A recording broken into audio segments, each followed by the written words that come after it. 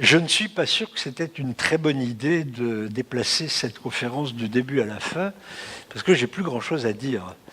Je suis un peu frustré parce que énormément des points que je voulais soulever ont été évoqués par mes prédécesseurs. Il y aura donc quelques répétitions dans ce que vous allez entendre. J'espère simplement que ça ne sera pas une répétition à l'identique et que ça pourra vous donner un autre point de vue. Le sous-titre possible de ce que je vais vous raconter, dont le titre c'est « Désordre et désordre », un sous-titre possible est celui-ci, des chiffres et des lettres, parce que je vais faire un peu le grand écart. Aujourd'hui, vous avez entendu parler des physiciens, des astrophysiciens, des chimistes, des géologues, des biologistes, des juristes, bref, une très vaste panoplie des disciplines qui peuvent s'intéresser à cette question de l'ordre et du désordre. Et moi, je voudrais me placer aux deux extrémités. On n'a pas parlé de mathématiques. Alors rassurez-vous, je sais, il est 11 heures du soir, je ne vais pas me lancer dans des développements extrêmement sophistiqués, mais vous verrez que je vais essayer de trouver quelques exemples dans les mathématiques qui peuvent, je l'espère, nous éclairer sur le rapport entre les ordres et le désordre. Et puis de l'autre côté, donc des chiffres, des lettres, parce qu'il me semble intéressant de voir aussi comment la littérature, la poésie, mais je serai très bref, je me contenterai de vous donner quelques citations et de vous laisser y rêver, y réfléchir et surtout retourner aux sources de ces écrits pour éclairer ces questions-là. Donc, je vais commencer par peut-être ce qui est le plus, qui va demander de votre part le plus d'attention, et qui va commander un peu toute la suite de mon développement. C'est un texte de Bergson dont notre collègue Pietre a déjà parlé ce matin. Ce n'est pas le même texte, un texte de Bergson de 1938 dans La pensée et le mouvant, où il parle de la notion de désordre. Et ce qu'il dit me paraît à la fois extrêmement profond et extrêmement éclairant. Pourquoi l'univers est-il ordonné ? Comment la règle s'impose-t-elle à l'irrégulier, la forme à la matière? D'où vient que notre pensée se retrouve dans les choses? D'autres termes, d'où vient cette idée de l'ordre? Ce problème, celui qu'il vient de poser là, s'évanouit si l'on considère que l'idée de désordre a un sens défini dans le domaine de l'industrie humaine ou, comme nous disons, de la fabrication, mais non pas dans celui de la création. Et voici une phrase clé, « Le désordre est simplement l'ordre que nous ne cherchons pas ». Autrement dit, et la suite va l'éclairer, on ne peut parler de désordre qu'en référence à l'idée de l'ordre. Et c'est en ce sens-là, d'ailleurs, quelqu'un le faisait remarquer à... C'est Hugo, tout à l'heure, faisait remarquer à très juste titre que le chaos n'est pas le désordre. Le désordre est une posture négative par rapport à l'ordre, le chaos existe en lui-même. Bergson poursuit, non, alors ça c'est, oui, etc. Bergson poursuit, l'idée d'une suppression de tout ordre, c'est-à-dire d'un désordre absolu, qui serait le chaos, enveloppe alors une contradiction véritable, puisqu'elle consiste à ne plus laisser qu'une seule face à l'opération, qui par hypothèse en comprenait deux. Ce qui revient à dire que la conception d'un ordre venant se surajouter à une absence d'ordre implique une absurdité et que le problème s'évanouit. Autrement dit, l'ordre, ce n'est pas quelque chose qui vient après le désordre, et la langue, l'étymologie le dit assez bien, il faut d'abord qu'il y ait de l'ordre pour que nous puissions penser le désordre. Et il ajoute encore, c'est une illusion de croire qu'il y a moins dans le concept de désordre que dans celui d'ordre. Le désordre n'est pas moins d'ordre.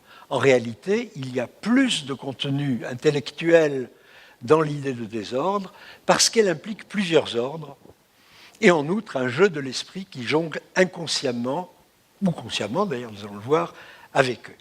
Donc c'est cette pluralité de la notion d'ordre qui permet seule de penser la question du désordre. Autrement dit, il n'y a pas de désordre sans ordre, ou mieux, pas de désordre sans désordre. Pas de désordre sans désordre. Encore faut-il ajouter que les ordres en question peuvent être de nature extrêmement différente. Ils peuvent être divers, cachés, relatifs, etc., comme nous allons le voir. Eh bien, premier exemple tout à fait simple d'un ordre caché. Des ordres cachés, je vais vous en montrer deux. Voici un tri exercé entre les lettres de l'alphabet. Vous avez une partie des lettres de l'alphabet sur la première ligne et une autre partie sur la seconde ligne. Ça paraît assez bizarre comme tri. Sans doute certains d'entre vous ont tout de suite compris ou le connaissent-ils, mais parmi ceux qui n'avaient jamais vu ce petit jeu, ce petit exercice, est-ce que vous voyez ce qui discrimine la première et la deuxième ligne ?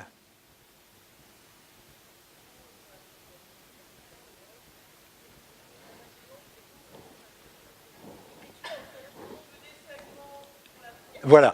Alors, la première ligne est faite de lettres majuscules qui s'écrivent uniquement avec des segments de droite, et la deuxième ligne comprend toutes les lettres qui s'écrivent de façon courbe.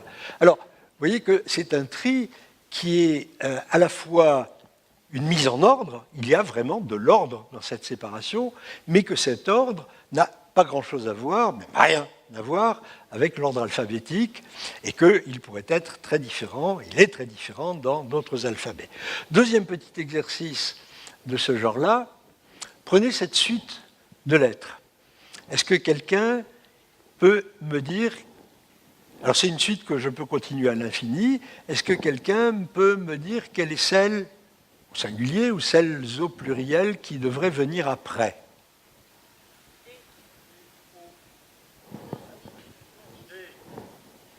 Pourquoi? Eh bien oui, et après N, c'est quoi? D, 10. Hein? Donc effectivement, la suite continuerait comme ça, ou plus exactement comme ça, et vous voyez déjà une chose intéressante là, c'est que le début de la suite donne l'apparence d'un désordre, mais qui se régularise par la suite. Et ça, c'est quelque chose que nous constaterons dans d'autres cas, c'est-à-dire que quand vous avez du grand nombre, l'ordre s'établit plus facilement que quand vous avez du petit nombre. Alors, l'ordre, mais ça a déjà été dit, je m'excuse, là je répète ou j'enchaîne, le mot ordre lui-même a au moins 3 types de significations dans la langue courante. D'une part, il peut être associé à la question de l'harmonie, la beauté, la symétrie, nous y viendrons, le cosmos d'une certaine façon. Il peut être associé aussi à l'idée d'organisation, de règles, de séries, et puis à l'idée de commande, de contrainte, de hiérarchie. 3 petites citations, juste pour le plaisir d'illustrer dans la langue, la belle langue française, l'usage de ces 3 types de sens. Le premier, plus que connu, Baudelaire dans l'Invitation au voyage, là tout n'est qu'ordre et beauté, luxe, calme et volupté. Ici l'ordre est du côté de la beauté. Moins connu, l'ordre comme organisation, Victor Hugo dans Les Châtiments. Comme un loup qui se lèche après qu'il vient de mordre, caressant sa moustache, il dit « J'ai sauvé l'ordre ». Évidemment, il s'agit de Napoléon III, de Badinguet. Et puis, 3e citation, de l'ordre de la contrainte, de la commande, « Vos ordres sont charmants, votre façon de les donner est plus aimable encore. Vous feriez chérir le despotisme ». C'est le comte de Valmont qui s'adresse à la marquise de Merteuil dans Les liaisons dangereuses. Donc, 3 types de significations et qui se reflètent dans les usages linguistiques du mot. On parle des ordres en architecture, l'ordre ionique, l'ordre corinthien, etc. On parle d'ordre quand il s'agit d'organisation, entrer dans les ordres, l'ordre des médecins, l'ordre du jour, l'organisation toujours, ordre de grandeur, et qu'on retrouve dans le mot tout simplement ordinaire. L'ordinaire, c'est ce qui est rangé, qui est compatible avec l'ordre commun. Et bien entendu, du côté de la commande, donner des ordres, un mot d'ordre. Et vous remarquerez qu'entre le deuxième et le troisième ensemble de significations, il y a un recoupement assez fréquent. Par exemple, quand on parle des forces de l'ordre, les forces de l'ordre, ce sont celles qui ramènent l'ordre, mais ce sont aussi celles auxquelles il faut obéir. Et les mots comme ordonner et ordonnance ont tous les deux ce double sens. Ordonner, c'est à la fois ranger et commander.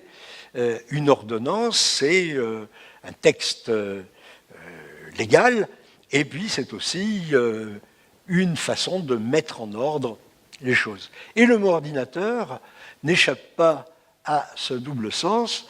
Certains d'entre vous doivent le connaître, mais je me permets de vous rappeler l'origine du mot, parce qu'elle est quand même extrêmement intéressante. Donc, l'étymologie et l'histoire du mot ordinateur. Si vous regardez d'abord un dictionnaire historique de la langue française, vous apprendrez que ce mot est fort ancien et qu'il a une série de significations. La première étant théologique, et là nous revenons à ce que Hugo nous a expliqué. On trouve ainsi dans un texte classique la définition de l'ordinateur, c'est celui qui institue quelque chose. Jésus-Christ était le nouvel instituteur et ordinateur du baptême. Donc c'est la signification théologique de celui qui ordonne, qui institue. Un peu plus tard, on passe dans le domaine du politique, le mot se utilise, l'ordinateur c'est celui qui est chargé de régler les affaires publiques. Et là on voit bien comment le contexte théologique déborde sur le contexte politique. Et enfin, bien entendu, en 1956, le mot apparaît dans l'informatique par emprunt au latin d'époque impériale ordinator, celui qui met en ordre, qui règle. Alors, comment ce mot s'est-il introduit dans notre langue il y a maintenant fort exactement 60 ans? C'est un cas extrêmement intéressant et tout à fait plaisant d'un néologisme pensé, réfléchi et efficace. Ça a marché. Ce qui s'est passé, c'est que le 16 avril 1955, Jacques Perret, qui était philologue et théologien, professeur à la Sorbonne, répond à François Girard, responsable de la publicité chez IBM France. Et IBM France se demandait comment traduire computer. Ils étaient en train de lancer une campagne de publicité en France et il leur fallait un mot français. Et tout à l'honneur et au mérite de François Girard, trouvait que la transcription brutale du mot en computer ou même tout simplement son usage à l'anglaise ne le satisfaisait pas, alors que c'est ce qui s'est passé dans pratiquement toutes les autres langues. Avec aussi bien en italien qu'en espagnol, langue romane pourtant, on utilise le néologisme à l'anglaise, computer. Donc François Girard écrit à Jacques Perret en lui disant « Est-ce que vous qui êtes philologue, latiniste, émérite, vous pourriez me donner un conseil ?» Et voici ce que Jacques Perret lui répond. « Cher monsieur, que diriez-vous d'ordinateur ? C'est un mot correctement formé, qui se trouve même dans le littré comme adjectif désignant Dieu, qui met de l'ordre dans le monde. » Là, la filiation est absolument directe. En relisant, et alors il ajoute, et ça c'est rarement cité, parce que l'histoire de Jacques Perret, on la connaît, elle existe dans pratiquement toutes les histoires de l'informatique. En revanche, on cite rarement la suite de la lettre. En relisant les brochures que vous m'avez données, je vois que plusieurs de vos appareils sont désignés par des noms d'agents féminins. Trieuse, tabulatrice. Ordinatrice serait parfaitement possible et aurait même l'avantage de séparer plus encore votre machine du vocabulaire de la théologie. Il me semble que je pencherais pour ordinatrice électronique. Son avis n'a été suivi qu'à moitié et IBM a gardé le mot ordinateur, qui s'est imposé, et encore une fois, c'est une singularité, je trouve, notable, intéressante et extrêmement positive de la langue française, de s'être dotée d'un mot spécifique et bien meilleur que le mot computer en anglais, parce qu'un ordinateur, ça fait bien autre chose que de computer, que de calculer. Et vous pourrez remarquer d'ailleurs que c'est un peu général que l'informatique, de façon globale, s'est dotée d'un vocabulaire, en français, s'est dotée d'un vocabulaire spécifique tout à fait intéressant. Alors, je reviens à mes trois notions d'ordre. Et je vais essentiellement m'intéresser à la signification qui a à voir avec la question de l'ordre, de la règle, de la série. On va aller regarder un peu du côté des mathématiques. On va commencer par la question de l'ordre numérique et géométrique. Quelque chose de très simple a priori, mais dont vous allez voir, sans que j'y passe beaucoup de temps, que je rentre dans les détails, que ça recèle déjà un certain nombre de subtilités. Considérons le monde à une dimension, c'est-à-dire les nombres tels qu'ils peuvent se succéder l'un à la queue leu l'un après l'autre. Les nombres entiers naturels, 0, 1, 2, 3, obéissent à une relation d'ordre naturel qui est définie par les inégalités inférieures à, supérieures à. Une trivialité, si je vous donne deux nombres entiers, vous êtes parfaitement capable de me dire quel est le plus petit et quel est le plus grand. Ça veut dire que cet ensemble est totalement ordonné entre deux éléments quelconques. Je peux toujours donner un ordre, et c'est un ordre qui est un ordre bien fondé dans la mesure où il respecte les structures arithmétiques. Si vous ajoutez deux nombres qui sont plus grands que deux autres, eh bien leur somme est plus grande que la somme des deux premiers, etc. Donc vous avez cette série de nombres entiers, et cette relation d'ordre s'étend de façon générale aux nombres réels positifs, c'est-à-dire à tous les nombres, les nombres rationnels, les fractions, les nombres irrationnels et même les nombres transcendants. Vous pouvez, sur ce même axe, classer racine de 2, 5 demi, pi. Donc vous avez un ordre excellent pour ces nombres-là qui fait qu'on peut parler de nombres ordinaux quand on les considère sous l'angle de leur ordre.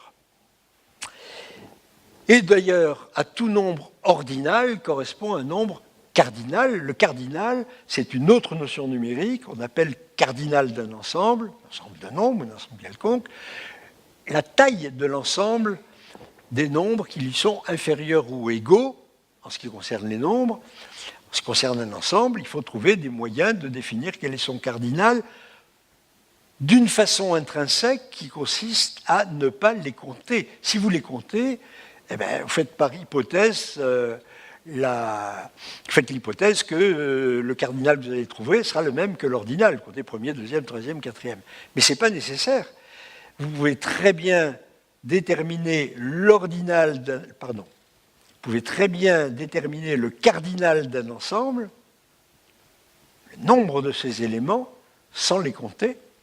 Par exemple, pour compter les pommes d'un panier, eh bien, on peut soit les compter une à une, effectivement, là vous aurez leur nombre ordinal, soit peser l'ensemble et diviser par le poids d'une pomme. Vous n'aurez pas eu besoin de les classer, de les compter. Vous aurez le nombre global. En ce qui concerne les nombres finis, cardinal et ordinal renvoient l'un à l'autre. Ce sont deux notions différentes, mais à chaque ordinal correspond un cardinal et réciproquement. En revanche, et c'est là que vous commencez à voir des choses un peu subtiles apparaître du côté de l'ordre, et je ne vais pas y assister outre mesure, si vous avez des ensembles infinis, ils peuvent avoir la même cardinalité en ayant des ordinalités différentes, en étant comptés par des ordinaux différents. Et vous voyez donc que la notion d'ordre sur les nombres est une propriété assez particulière qui ne s'étend pas nécessairement à tous les ensembles, ni même à tous les ensembles de nombres. Nous allons le voir dans un cas particulier, toujours du côté de l'ordre numérique et géométrique, si je considère les choses à deux dimensions maintenant, soit le plan, soit du côté des nombres, les nombres complexes. Alors, voilà un plan gradué. Intéressons-nous aux entiers sur ce plan, c'est-à-dire tous les points d'intersection qui sont là et qui ont des coordonnées entières. Eh bien, il n'y a pas de façon naturelle de les ordonner. Il n'y a pas de relation naturelle dans le plan. de relation d'ordre naturel. Pardon, ma diapositive est un peu mal fichue. Il n'y a pas de relation d'ordre naturel dans le plan. Et pourquoi? Parce que vous ne pouvez pas déterminer une relation d'infériorité ou de supériorité qui respecte convenablement les propriétés arithmétiques que vous allez imposer au nombre. Alors vous pourriez dire, par exemple, vous pourriez essayer de vous dire, bon, ben, je vais dire qu'un nombre est plus grand qu'un autre s'il est plus loin du zéro. Et donc, de ce point de vue-là, je dirais que celui-là est plus grand que celui-là, par exemple. Celui-là est plus grand que celui-là. Oui, mais alors qu'est-ce que vous allez faire quand vous avez deux nombres qui sont à la même distance, qui ne pouvaient pas arriver à une dimension? Qu'est-ce que vous allez faire si vous voulez comparer celui-là et celui-là? Ah, alors vous pourriez vous dire, eh ben, je vais regarder quel est l'angle dont il faut tourner pour arriver à celui-là et à celui-là. Oui, mais si vous faites ça, vous allez arriver à un paradoxe immédiat, parce que si vous comparez celui-là à celui-là, vous pouvez dire oui, il faut tourner un peu plus. Donc celui-là va être encore plus loin, celui-là encore plus loin, celui-là encore plus loin, celui-là encore plus loin, celui-là encore plus loin, celui-là encore plus loin, et celui-là encore plus loin. Alors que, a priori, celui-là et celui-là, vous auriez dit l'inverse. Donc vous avez une contradiction si vous essayez de mettre un ordre sur ce genre de nombres ou de points géométriques. Et la question intéressante, c'est qu'il n'y a donc pas de relation naturelle dans le plan, qu'il y a donc, si on s'amuse à les compter, ce qu'on peut faire, on peut leur attribuer un nombre ordinal, qui sera différent de celui des nombres entiers sur la droite. En revanche, ils ont le même cardinal. Il y a autant de points sur ce plan que de points sur une droite. C'est un paradoxe enfin, pas un paradoxe, c'est une difficulté bien connue depuis maintenant un siècle. Comment je le montre? Eh bien, justement, en montrant que je peux classer les nombres qui sont là dans un certain ordre, mais cet ordre sera totalement arbitraire. Je peux partir en spirale, ce que j'avais commencé à faire, et puis mettre en correspondance avec les points qui sont sur la droite. Oui, mais cet ordre est totalement arbitraire, totalement contingent, et ne fera que me montrer que je n'ai pas plus de points dans un plan. Je le dis pour les entiers, mais ça se généralise aux autres. Il n'y a pas plus de points dans un plan que de points sur une droite. Ils ont le même cardinal, mais pas le même ordinal. Vous voyez que la notion d'ordre commence à devenir un peu subtile. Donc ça, c'était pour l'ordre numérique et géométrique. Dire quelques mots sur ce qu'on pourrait appeler l'ordre des formes. Est-ce qu'on peut classer les formes? Regardons les formes simples, régulières. Les polygones réguliers. Oh là, pas de problème. Polygones réguliers, vous pouvez en avoir à 3 côtés, à 4 côtés, 5 côtés, etc. Un trigone, qu'on appelle d'habitude triangle, un tétragone, qu'on appelle un carré, un pentagone, hexagone, etc. Ainsi de suite, à l'infini, régulièrement, pour chaque nombre entier, vous avez un polygone régulier, et donc vous avez une infinité parfaitement bien rangée. On est très content. Mais ça, c'est vrai pour ces figures, ces structures à 2 dimensions. Regardons ce qui se passe à 3 dimensions. Et disons, nous allons, comme nous venons de regarder les polygones réguliers, regardons les polyèdres réguliers. Au passage, est-ce que vous savez d'où vient le mot polyèdre? Gone, polygone, gone c'est l'angle en Grèce. Polyèdre, eh bien ça vient du grec édra, qui est la chaise. Pourquoi la chaise? Parce que vous avez 2 plans, le plan du dossier et le plan de l'assise. Donc la chaise vous donne le modèle de ce qu'on appelle un dièdre, c'est-à-dire 2 plans qui se coupent, et c'est ainsi que vous retrouvez le mot dans les polyèdres. Alors les polyèdres réguliers 3 dimensions, ils sont parfaitement connus. Il y a 5 polyèdres réguliers convexes, qu'on appelle solides de Platon, c'est vous dire qu'on les connaît depuis extrêmement longtemps, qui sont le tétraèdre, parce qu'il a 4 faces, l'hexaèdre qui a 6 faces, c'est notre cube, l'octaèdre qui a 8 faces, le dodécaèdre qui en a 12, l'icosaèdre qui en a 20. Et c'est tout. Autrement dit, cette belle série infinie régulière que vous aviez pour les polygones à 2 dimensions, vous ne l'avez absolument pas dans l'espace à 3 dimensions, où ça s'arrête au bout de 5. il n'y a que 5 polyèdres réguliers convexes dans l'espace à 3 dimensions. C'est donc une finitude qui est curieuse.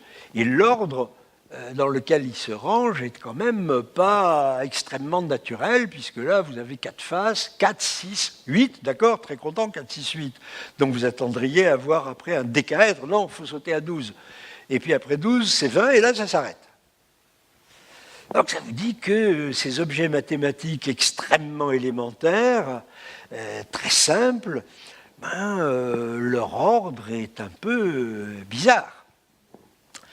Regardons à 4 dimensions. Pas difficile. On peut dessiner des figures à 4 dimensions. On les appelle des polychores. Pourquoi corps? Parce que le grec choros veut dire chambre. Donc, ce sont des corps qui sont constitués, comme un polyèdre est constitué par des faces à 2 dimensions, un polychore à 4 dimensions est constitué par des volumes à 3 dimensions, des chambres.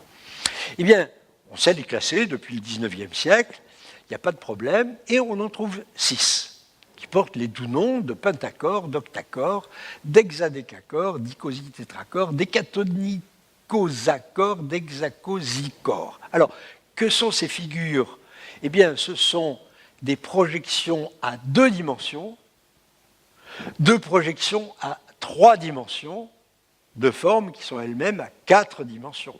Vous pouvez réaliser ces 6 figures avec des tiges, des sphères, des petits jeux d'enfants. Vous pouvez les réaliser dans notre espace, et ce seront dans notre espace les projections d'un espace idéal à 4 dimensions. Eh bien, on peut démontrer qu'il y en a exactement 6. Vous n'êtes pas tellement surpris de trouver celui-là, parce que ça, c'est la généralisation du tétraèdre, qui est lui-même une généralisation du triangle. Un triangle dans un espace 2 dimensions, il y a 3 points. Un tétraèdre dans un espace à 3 dimensions, il y en a 4. Un pentacorde, espace à 4 dimensions, il y en a 5. Donc, vous n'êtes pas trop surpris de trouver celui-là. L'octacore, vous n'êtes pas tellement surpris non plus, parce qu'il appartient à la série carré, cube, et après, vous avez celui-là. L'icositetracore, il généralise plus ou moins l'un des polyèdres bizarres de la fin de ma série à 3 dimensions, et puis il y en a 2 qui sont extrêmement bizarres. Là. Il n'y en a que 6. Donc là encore, c'est très curieux, il y en avait 5 à 3 dimensions, il n'y en a que 6 à 4, mais heureusement, si vous continuez, à n dimensions, vous regardez ce qu'on appelle de façon générique maintenant les polytopes réguliers, vous avez le tableau suivant. À une dimension, il n'y a qu'un polygone régulier, c'est juste un segment. Là, c'est ce qu'on a vu, il y en a une infinité. Là, il y en a 5. Là, il y en a 6. Et après, ça se régularise miraculeusement. Dans toutes les dimensions supérieures ou égales à 5, vous n'en avez plus que 3, qui sont les généralisations respectives du tétraèdre, c'est-à-dire du triangle, du cube et de l'octaèdre. Et ces choses bizarres qui sont là sont des singularités des dimensions 5 et 6 qui disparaissent, etc. Donc vous voyez que, y compris dans des mathématiques relativement élémentaires, l'ordre ne s'instaure pas partout d'une façon absolument naturelle. Il y a une sorte de désordre, en tout cas pour les basses dimensions et les débuts des séries. Deuxième et dernier exemple mathématique un peu plus sophistiqué mais intéressant, qui a à voir avec la notion de symétrie. La notion de symétrie, elle est constitutivement liée à la notion d'ordre, comme nous l'avons vu. Eh bien, les mathématiciens définissent une structure qui est très profonde, très simple et très générale et d'une utilité considérable pour les physiciens, qui est la notion de groupe. Je ne vais pas vous faire un cours de théorie des groupes, mais l'idée fondamentale est extrêmement simple. Prenez une figure comme ça, le triangle équilatéral. Eh bien, vous avez 3 façons différentes de le transformer en lui-même. Vous pouvez ne rien faire, vous ne tournez pas. Vous vous tournez de 60 degrés, ce qui était A devient C, ce qui était B devient A, ce qui était C devient B. Vous allez tourner de 60 degrés. Et vous pouvez tourner aussi de 120 degrés, et vous voyez que ces trois transformations vous conduisent au même résultat. C'est ce qu'on appelle une propriété de symétrie. L'existence de ces trois transformations reflète intrinsèquement les symétries du triangle. Le groupe de symétries, c'est l'ensemble de ces trois transformations qui évidemment entretiennent des relations les unes avec les autres. Si je fais deux fois celle-là, j'obtiens celle-là. Si je fais d'abord celle-là, puis celle-là, je vais retrouver autre chose. Donc, tout ça, et je me suis d'ailleurs trompé, parce qu'il faut tourner là de 120 degrés et là de 240. Vous m'excuserez, il y a une faute triviale là-dessus. Donc la notion de groupe, c'est celle-là, c'est une notion mathématique qui généralise, qui explicite, disons, la notion de symétrie. Alors des groupes de ce genre-là, qui sont des groupes finis, pourquoi finis? Parce qu'ils ont trois éléments. Simple, c'est une façon mathématique de les classer qui revient à regarder les plus simples, d'une certaine façon. On s'est demandé combien il y en avait, si on peut les classer. Est-ce qu'on peut classer les groupes finis simples? Eh bien, ça s'avère assez difficile. Et il a fallu rien moins que toutes les mathématiques du 19e et d'une bonne partie du 20e pour épuiser ce problème. Alors évidemment, il y en a qui nous sont très familiers. Là, j'ai montré le groupe du triangle. Vous pourriez prendre le groupe du carré, puis après à trois dimensions, le groupe du tétraèdre, le groupe de tous ces polyèdres réguliers, y compris dans les dimensions d'ordre n. Est-ce que vous aurez tout? Non. Et il y a là, j'y fais allusion simplement parce que c'est un résultat mathématique qui révèle un peu ce que sont les mathématiques modernes. Il y a quelque chose qu'on appelle le théorème énorme, qui a été démontré sur une trentaine d'années, entre 1955 et 1983, et qui a nécessité pour sa démonstration plus de 500 articles par plus de 100 auteurs sur plus de dizaines de milliers de pages. Alors quand on vous dit que la science aujourd'hui est une aventure collective, sauf les mathématiques, vous voyez que c'est totalement faux. Oui, bien sûr, Andrew Wiles a démontré le théorème de Fermat pratiquement tout seul. Non, pas pratiquement tout seul, parce qu'il a utilisé des tas de travaux qui l'avaient précédé. Mais enfin, la démonstration finale, il était seul à la faire. Là, non, c'est un travail collaboratif de, encore une fois, plus d'une centaine d'auteurs sur plus de dizaines de milliers de pages, et le résultat est assez désarçonnant. On trouve, quand on classe ces groupes finis simples, d'abord, ça commence bien. Il y a trois séries régulières infinies, ce qu'on appelle des groupes cycliques. Quand on tourne en rond, c'est comme le groupe du triangle. Vous pouvez le faire pour autant de nombres que vous voulez. Vous pouvez prendre simplement les polygones qu'on avait vus tout à l'heure, puis on les fait tourner les uns après les autres. Il y a ce qu'on appelle le groupe alterné, permettez-moi de ne pas dire ce que c'est, et des groupes de type Lie dont on a 4 familles, et là, jusque-là, ça va bien. Il y a 3 séries régulières infinies, on est tout à fait content. Oui, mais il y a 26 groupes qu'on appelle sporadiques, on pourrait dire erratiques, et qui sont assez incroyables. En voici une petite liste, 26 groupes sporadiques. Je vous donne le symbole du groupe et l'ordre, c'est-à-dire le nombre de ces éléments.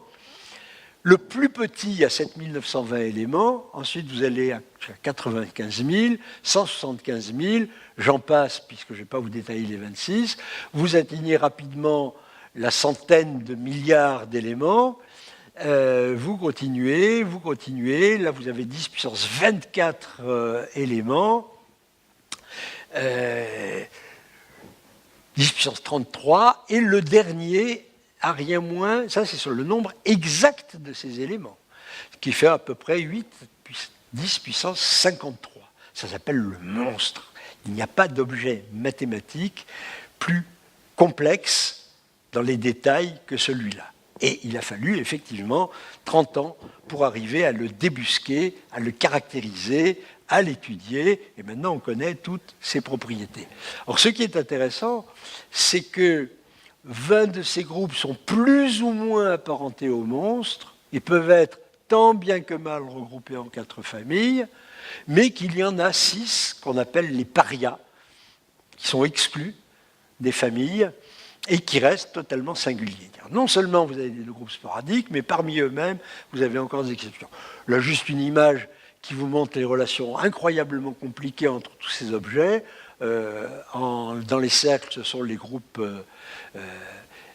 les parias, et les groupes sporadiques entretiennent des relations entre eux, mais qui sont d'une complication extrême. Bon, alors, je ne vais pas plus loin. Ce qui m'intéressait là, c'était de vous montrer que, y compris dans un secteur des mathématiques, qui est un secteur algébrique très connu, très maîtrisé, très bien compris, on trouve des formes non ordonnées. Comme je vous l'ai dit tout à l'heure, ces formes non ordonnées appartiennent à des dimensions petites. Petites, vous allez me dire, mais le monstre 10 puissance 53, mais 10 puissance 53, c'est aussi petit par rapport à l'infini que 4. Donc, du point de vue de l'infinitude mathématique, n'importe quel nombre fini est petit. Et heureusement, dans l'infini, nous retrouvons un ordre qui nous satisfait. Dernier petit exemple du côté des mathématiques, plus simple cette fois-ci, l'ordre des structures. Je vais prendre une structure extrêmement simple, une suite numérique. 1, 2, 3, 4, 5, 7, 8, 9, 10, etc. Bon, et puis cette suite, je vais lui faire subir des permutations. Je vais mettre les nombres, ces 10 premiers nombres entiers, dans un autre ordre. Par exemple, celui-là. Par exemple, celui-là. Bon, là, vous voyez ce qui s'est passé, je l'ai simplement pris à l'envers. Ben, là, je prends d'abord les impairs et ensuite les pairs. Puis j'en prends encore une. Alors là, c'est un peu n'importe quoi, et celle-là aussi. Voilà 5 suites. Question, quelle est la plus désordonnée? Est-ce qu'on peut se donner une notion d'ordre qui nous permettrait de les classer et de dire celle-ci est plus ordonnée que celle-là? Alors, je pense que vous n'aurez pas de difficulté à penser que, évidemment, la plus ordonnée, c'est celle-là, que celle-là l'est d'ailleurs tout autant, mais dans l'autre sens, que celle-là l'est un petit peu moins, et que celle-là, a priori, peut-être qu'il existe un ordre sous-jacent qui permet de mettre les nombres dans cette configuration-là, mais ça n'est pas apparent. Et même chose pour celle-là. Ce qui nous paraît évident à l'œil, il n'est pas du tout évident d'en tirer une notion définie du point de vue mathématique qui nous permettrait de dire, pour ces suites, celle-là, objectivement, je peux décider qu'elle est plus ordonnée que telle autre. Autrement dit, peut-on mesurer le désordre sur ces suites? Alors, je vous les remonte cette fois-ci illustrés, par des nombres, des barres d'amplitude croissante. On voit bien que là, c'est très bien rangé, là aussi. Là, c'est un peu plus décalé. Et là, ça a l'air d'être un peu n'importe quoi. Or, première remarque, celle-ci, merci Léo, celle-ci résulte d'un tirage au sort. C'est une série absolument aléatoire, prise au hasard. Elle est aléatoire. Celle-là, qui a l'air du même type, ne l'est pas. Elle correspond à un vrai ordre, non aléatoire. Est-ce que quelqu'un peut voir dans quel ordre c'est rangé? C'est l'ordre alphabétique des noms de nombres. C, D, D, H, N, Q, etc. Et là, on revient à Bergson. C'est-à-dire qu'on voit bien qu'il y a deux ordres conflictuels. Il y a l'ordre numérique et il y a l'ordre alphabétique qui reclasse les choses. Donc, ce désordre apparent, c'est exactement ce que dit Bergson, c'est l'ordre que nous ne cherchons ou que nous ne trouvons pas. Parce qu'ils appartiennent à des catégories mentales complètement différentes, l'une qui relève du numérique, l'autre qui relève de l'alphabétique. Alors on peut essayer quand même de faire un peu mieux et de trouver des formes de mesure pour essayer de voir si ça marche. Par exemple, il y a deux idées qui peuvent venir. La première, c'est on peut se dire, mais au fond, on va dire qu'une suite est d'autant plus ordonnée qu'il est facile de la remettre en ordre. Et là, il existe maintenant, c'est un domaine de l'informatique, merci encore Léo, où il y a des méthodes de tri algorithmiques qui sont parfaitement développées et qui permettent de remettre en ordre une certaine suite. Il existe plusieurs types d'algorithmes de tri et on peut se dire, on va regarder quelle est la durée du processus de tri. Plus ça sera long de remettre en ordre, plus on dira que la suite est désordonnée. Il y a une deuxième possibilité, on peut essayer de caractériser une distance bien choisie entre la suite finale et la suite initiale. Par exemple, on pourrait regarder les écarts entre des items initialement voisins. Au départ, 1 et 2 sont côte à côte, de combien ils s'écartent dans ma suite finale. Ce qui est intéressant, c'est de faire ces petits calculs. Alors, pour le dernier exemple, ça peut donner ça. 1, 2, 3, 4, 5, 7, 8, 9, 10. Je prends la suite qui est là. Et là, les écarts entre successeurs sont toujours de 1. Ça me fait un 9 au total. Mais là, le 1 qui est là et le 2 qui est passé là, ils ont un écart de 2. Ensuite, entre le 2 et le 3, vous pouvez compter, il y a un écart de 5. Entre le 3 et le 4, il y a de nouveau un écart de 2. Donc ça, c'est la suite des écarts. Et vous arrivez à une somme des écarts qui est 35, qui vous dit, oui, il y a beaucoup plus de dispersion dans ma suite qu'il n'y en avait initialement. 35 à comparer à 9, la différence fait 26. Donc vous pourriez dire, j'ai une notion de distance qui me dit que la distance est de là, elle vaut 26. Ben, si vous faites ça, vous allez être déçu. Parce que si vous prenez un petit tableau, là c'est les 5 suites que j'illustre juste par leur graphique, et que vous comparez ce que donnent d'une part les méthodes de tri, ça c'est 4 méthodes de tri classiques, et la méthode des distances. Eh bien vous voyez que suivant la méthode de tri que vous utilisez, la plus désordonnée, ben, ça peut être quasiment n'importe laquelle. Si vous utilisez un tri par insertion, qui est quasiment le tri que vous faites si vous voulez ranger votre bibliothèque, c'est-à-dire que vous avez le grand désordre, vous la rangez par ordre alphabétique, vous avez un livre dont l'auteur commence par P qui est là, eh bien vous allez le mettre avant le nom des auteurs qui commencent par Q, et vous allez répéter l'opération tant que ça marche, mais ça marche très lentement. Et effectivement, vous vous apercevez de ceci qui est quand même paradoxal, c'est que par ce tri-là, la suite la plus désordonnée, c'est celle-là, ce qui ne correspond pas du tout à notre intuition. Le tri par fusion, qui est plus efficace, nous donne ces deux-là comme les plus désordonnés, ce qui est quand même bizarre. Le tri rapide, qui est une des meilleures techniques de tri existantes, il est beaucoup plus raisonnable, il nous dit que c'est celle-là la plus désordonnée. Et le tri à bulles, qui est une autre méthode qui est très peu efficace, nous dit que c'est celle-là, avec un grand contraste. Mais la méthode des distances va nous dire que c'est celle-là la plus désordonnée.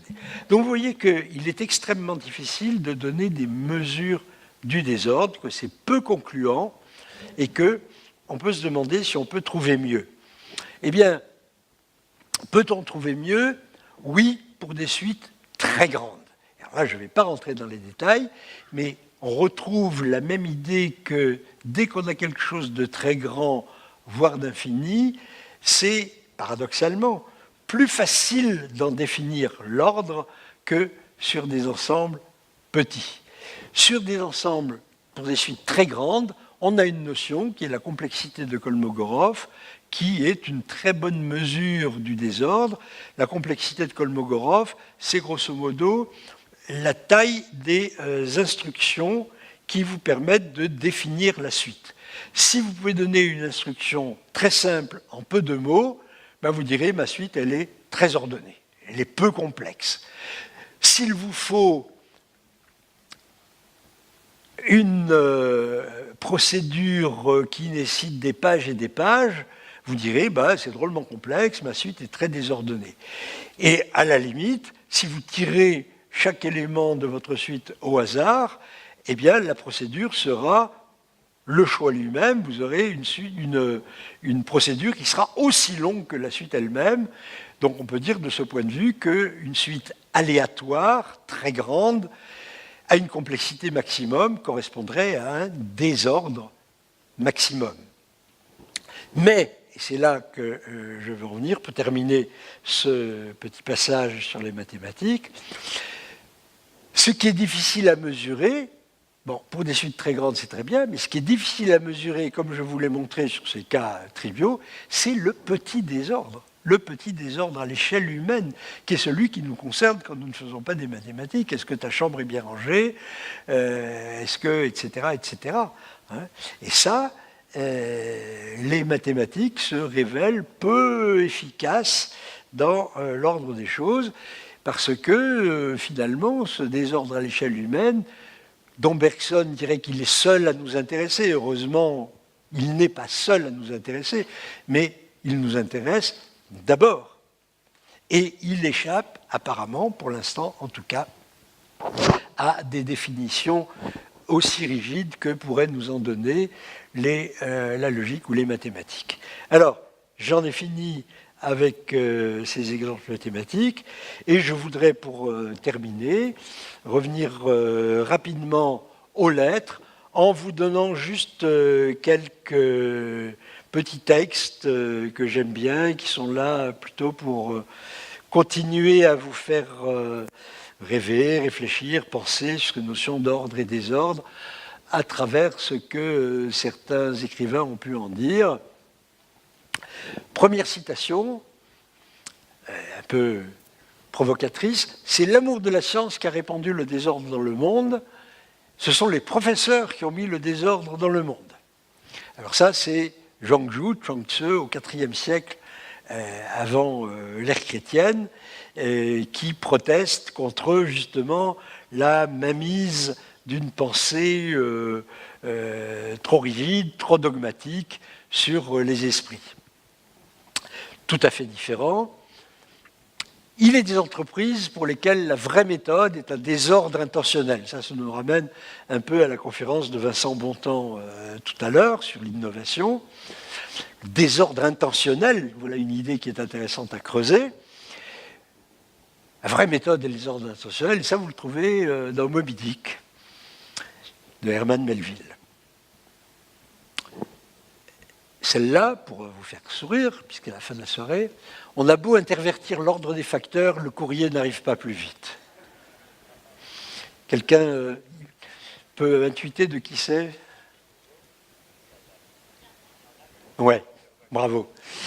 C'est effectivement Pierre Dac, qui fut l'un des meilleurs esprits, des plus comiques et des plus caustiques en même temps de la seconde moitié du milieu du XXe siècle, et que vous voyez ici avec Francis Blanche dans un numéro absolument extraordinaire que vous pouvez trouver sur le net, un numéro de fakirisme qui est à mourir de rire. Enfin, une citation qui nous ramène, mais à l'inverse de ce que je disais sur les petits ensembles, les grands ensembles, c'est la suivante. Quand il y a abondance, c'est plus difficile de mettre de l'ordre. Pourquoi?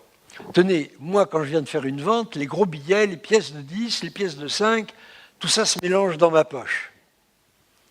Mais si je suis fauché, peut-être que je n'aurai qu'un billet et une pièce de 10, et alors, comment voulez-vous qu'on les retrouve en désordre?